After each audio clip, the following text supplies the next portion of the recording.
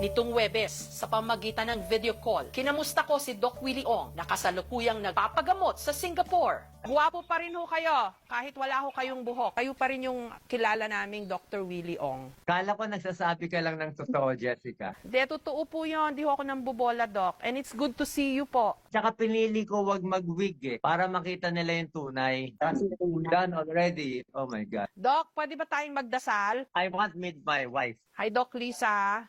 Dasal po tayo. Yes, Thank you, Wag Doc, mo po- ha? Dear God, tulungan niyo po si Doc Willie. Actually, hindi niya ho kailangan ng tulong dahil ang lakas ho niya, ang tatag niya. So, I pray for Doc Lisa para bigyan niyo pa po siya ng dagdag na courage to face this crisis with him. Thank you for the gift of Dr. Willie Ong, who's been such an extraordinary light para po sa aming lahat na nangangailangan po ng kanyang medical expertise and knowledge and experience.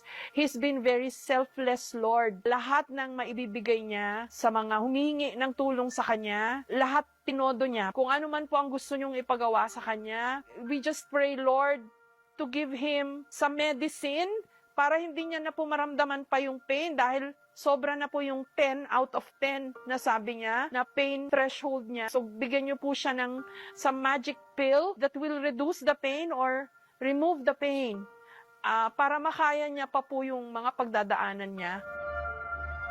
For the people who care for him. And Lord, bigyan niyo pa po ng strength and courage din yung kanyang dalawang anak at lahat po ng people who are close and dear to him. Thank you for everything, Lord. Kayo na po bahala sa kanya. He has such strong faith. Hindi ko na po ipagdadasal pa na bigyan niyo pa po siya ng stronger faith dahil mas malakas po ang faith niya sa aming lahat, lalo na po sa pinagdadaanan niya. I-embrace niyo na lang po siya, lalo na po si Doc Lisa, para mabawasan po yung pain nila at yung pangamba sa lahat po ng pinagdadaanan nila, Lord. Doc, thank you. Naiyak po ako.